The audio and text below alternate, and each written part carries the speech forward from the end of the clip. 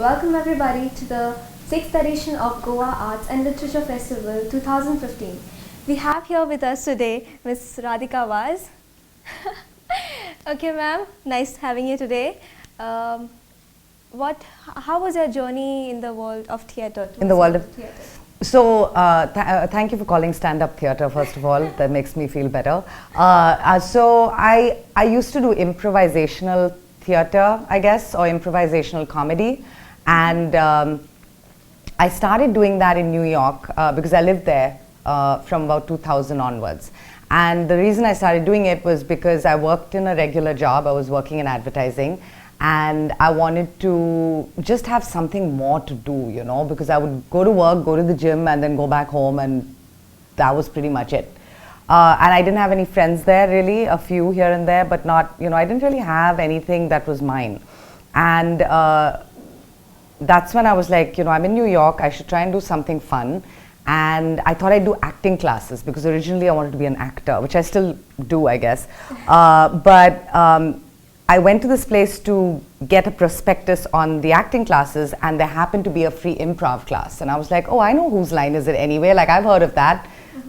I just thought you didn't need to train, like you just had to be really brilliant. But there are rules, and you can learn how to do it, and you can get better at it, and if you practice and all of that stuff. So it's just like anything else. And so I took my first class and I was hooked.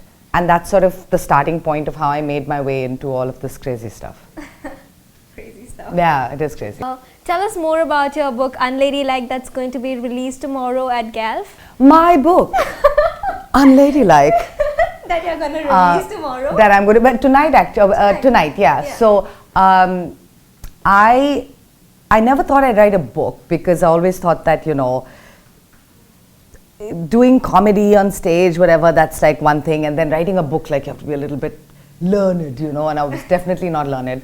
And, but a friend of mine, she and I work together, like she's like a project manager for artists, and she and I work together a lot on my shows, and she kept telling me, you should write a book, you should write a book. And I'm a big fan of an author called David Sedaris. He's an American author, and he writes these essays which are anecdotal, and they're autobiographical, and they're just really funny, and they're just about his life, like growing up. And she was like, you like him so much, it's kind of your style already, why don't you write a book? So I was like, oh, nobody is ever going to publish it, so you can self-publish. And I was like, oh, that's true. And so that was sort of the plan. And then I did my stand-up in India for the first time in 2011, and literally a few months later I got a call from GALF, from my publisher. They weren't my publishers obviously at the time, saying that, look, will you do a book? And I was like, yeah. And that's literally how the whole thing started. And then after saying yes, I realized how hard it is to write an essay that's longer than 1,000 words, because I think the longest I'd ever written for my blog was like 1,200 words. And that was like, oh my God, I've written a magnum opus here. And then I tried 3,000 word essays, and I was like, what? And so that was quite a battle, but it's done, and there it is. Here it is. Yeah, here it is. Okay. How would you compare your international audience to the national audience? You know, I think it's a little unfair sometimes to compare them almost, because, you know, in the Western world, especially, you know, New York, London, San Francisco, these are hubs of where comedy has been a form of communication and a way of storytelling for years. Yes. At the end of the day, we're all just telling stories. You know, whether you're writing a book or you're writing a film or poetry or painting or whatever, these are all ways of just telling a story. And stand-up has been a storytelling format for decades in the West. And so audiences are just more sophisticated. Like when they go and see it, they understand what they're looking at. Yes.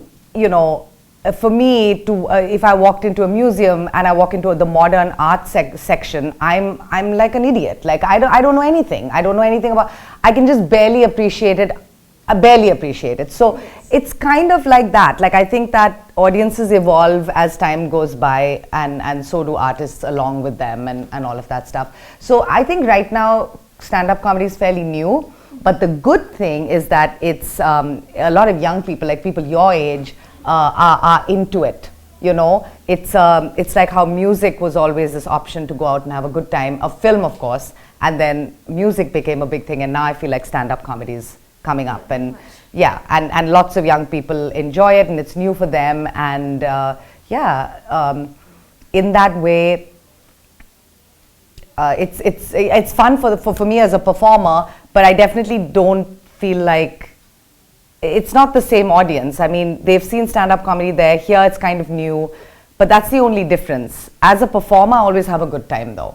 I have an equally good time no matter where I'm performing. You've created your web series too. How do you handle writing, producing, and stand-up comedy all together? So my web series I actually created with somebody. I have a production and creative partner. So a very close friend of mine, Nadia Manzoor, she lives in Brooklyn, she lives in New York. And she and I used to perform a lot together, and we both started, we wanted to write together because I'm from India and she's Pakistani but born and raised in England, and we both sort of understood each other's sensibility and each other's the joke, like we understood the background, right? So a lot of the jokes we totally got each other's like stupid rubbish, and like especially things like when you're with American friends, they don't always get like how in India we treat like our help. Yes. Chappal bar rakho. Our filthy shoes which we stepped in dog shit, jumped and come into the house is fine, but their chappals must be outside. Otherwise, my God, we'll all die. Separate mugs, separate this, separate that. In the meantime, your husband has herpes, but never mind.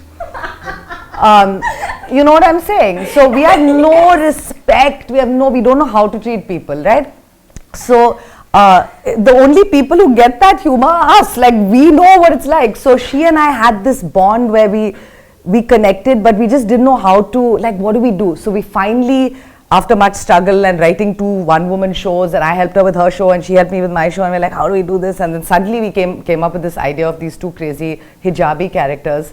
And so I have to say that the only reason that project got off the ground was because of her and me just supporting each other, because it's a lot of work to be able to do, to keep so many things moving at the same time, and you need people, man. Even my book, I mean, I had a great editor, my editor Simar, and so much encouragement from everybody. I mean, yeah, none of this shit can be done alone. You have to acknowledge that there are other people who support you. Yes, of course. For sure. Sure. Okay. Which of these professions do you mostly identify with? Which comes within from you? I think a performance for now. At this moment, yeah, definitely. It's a great question, by the way. No one's ever asked me that. I definitely, if I had to really say it, it would be I'm a performer, and across many different mediums. But I'm beginning to kind of like this author hat that I'm wearing.